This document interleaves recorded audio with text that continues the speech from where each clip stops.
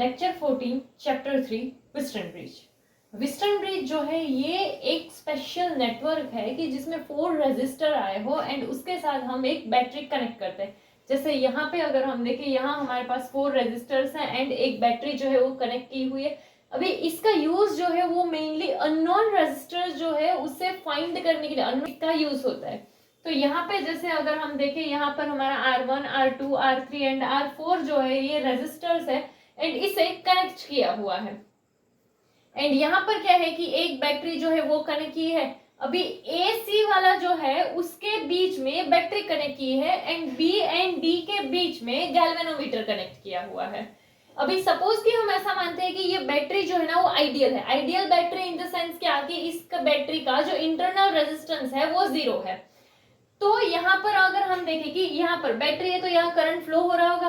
तो यहाँ पर सपोज कि R1 वाला रेजिस्टर है, उसमें से I1 करंट फ्लो हो रहा है, R2 में से I2 वाला करंट फ्लो हो रहा हो, R3 में से I3 वाला करंट फ्लो हो रहा हो एंड R4 में से I4 वाला जो करंट है वो फ्लो हो रहा हो। सो यहाँ पर क्या कि ये जो हमारे 4 रेजिस्टर्स है उन सब में से क्या करंट फ्लो हो रहा होगा एंड साथ में ही यहाँ पर ये जो गैल्वेनोमीटर वाला है इसमें से भी करंट जो है वो फ्लो हो रहा होगा। अभी अगर हम कोई स्पेशल केस सोचे, स्पेशल केस के लिए क्या होगा हमारा कि सपोज कि ये जो हमारा गैल्वेनोमीटर है यहाँ से पास होने वाला करंट सपोज क्या हो जाए, 0 हो जाए, यानी कि क्या IG का वैल्यू जो है वो 0 हो जाए। अगर ये 0 हो गया तो हम क्या बोल सकते हैं कि जो हमारा वेस्टर्न ब्रिज है वो किसमें, एक बैलेंस कंडीशन में, यानी क्या कि जो करंट है यहाँ से ऐसे गया होगा एंड यहाँ से ऐसे गया होगा। सो I1 वाला जो करंट होगा वही क्या होगा, I3 होगा एंड यहाँ पर कि I2 वाला जो करंट होगा वही क्या होगा, I4 वाला होगा, क्योंकि यहाँ पर तो जो गैल्वेनोमीटर वाला जो है उसमें तो करंट 0 है, तो इसीलिए I3 इक्वल्स टू क्या हो जाएगा हमारा I3 एंड क्या तो कि I2 इक्वल्स टू क्या हो जाएगा I4। नेक्स्ट अगर हम इसमें किरचॉफ सेकंड लॉ का यूज करते हैं, जैसे हम एक लूप लेते हैं, कौन सा हमारा लूप हो, ADBA, तो ये हमारा लूप हो जाए ADBA। तो यहाँ पर हमारा जो डायरेक्शन है वो कौन सा, ऐसा है ADBA के लिए। तो चलो यहाँ से अगर हम देखें तो यहाँ A से D की साइड अगर हम देखें तो हमारा डायरेक्शन एंड करंट का डायरेक्शन कैसा है, सेम है एंड सेम डायरेक्शन क्या होता है, नेगेटिव। यहाँ पे जो करंट था वो क्या था, I1 एंड R1, इसीलिए क्या आ गया -I1 R1। फिर जैसे हम यहाँ से यहाँ गए तो हमने क्या देखा था, गैल्वेनोमीटर का तो जो करंट था वो क्या था 0, तो इसीलिए क्या 0 आ जाएगा +0। फिर यहाँ से हम ऐसे आएंगे तो हमारा डायरेक्शन कौन सा, ये है एंड ये करंट का डायरेक्शन क्या है, ये अपोजिट डायरेक्शन क्या होता है, पॉजिटिव। यहाँ पे जो करंट था वो क्या था I2 एंड जो रेजिस्टर था वो क्या था R2, तो इक्वल्स टू क्या हो जाएगा 0।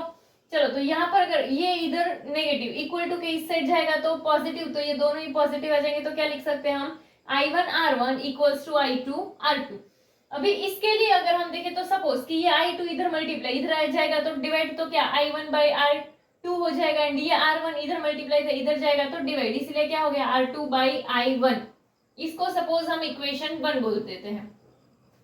सेम वे हम ये दूसरी साइड वाला जो लूप है वो लेते हैं। दूसरी साइड वाला लूप हम क्या लेते हैं, CBDC, यानी क्या CBDC। ऐसे तो हमने कौन सा ये वाला डायरेक्शन लिया है। चलो तो यहाँ से पहले C से B तक के लिए देखें तो क्या हमारा डायरेक्शन ये है, करंट का डायरेक्शन ये है, तो अपोजिट डायरेक्शन क्या होता है, पॉजिटिव। तो यहाँ पे जो हमारा करंट था वो क्या था I4 एंड R के लिए क्या था हमारा R4, तो ये क्या हो गया I4 R4।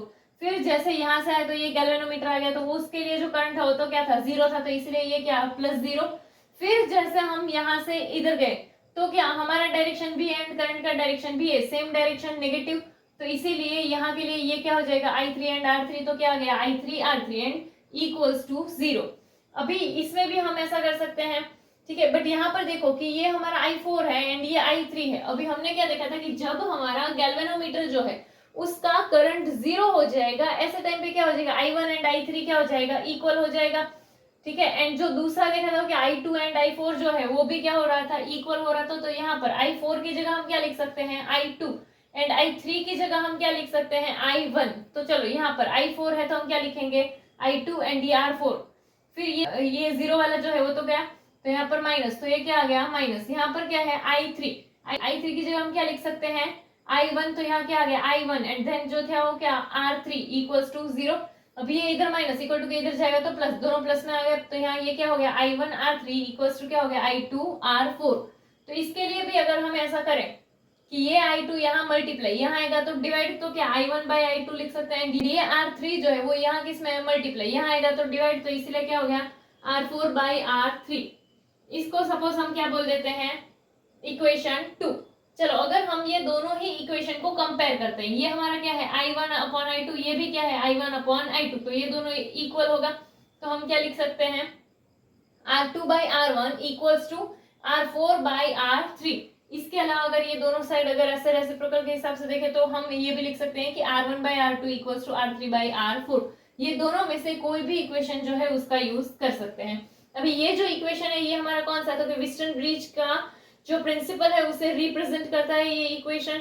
एंड अगर हम वेस्टर्न ब्रिज के अकॉर्डिंग यहाँ पर देखें तो हम क्या बोल सकते हैं कि जैसे सपोज कि हमारा कोई भी रेजिस्टर जो है वो अगर अननोन हो, जैसे कि सपोज हमारा R4 जो है R4 का वैल्यू अननोन हो and R1 R2 and R3 का वैल्यू अगर हमें पता हो, तो R4 का वैल्यू फाइंड करने के लिए अगर हम इससे करें तो यहाँ ये R3 इधर किस में है डिवीजन इक्वल टू इधर गया तो किस में मल्टीप्लाई, तो क्या हो जाएगा R3 into R2/R1 equals to क्या हो जाएगा R4। तो वो ये रहा कि R4 equals to R3 into R2/R1। तो इससे क्या होगा, तो कि जो हमारा अननोन रेजिस्टर था R4 उसका वैल्यू हमें मिल जाएगा।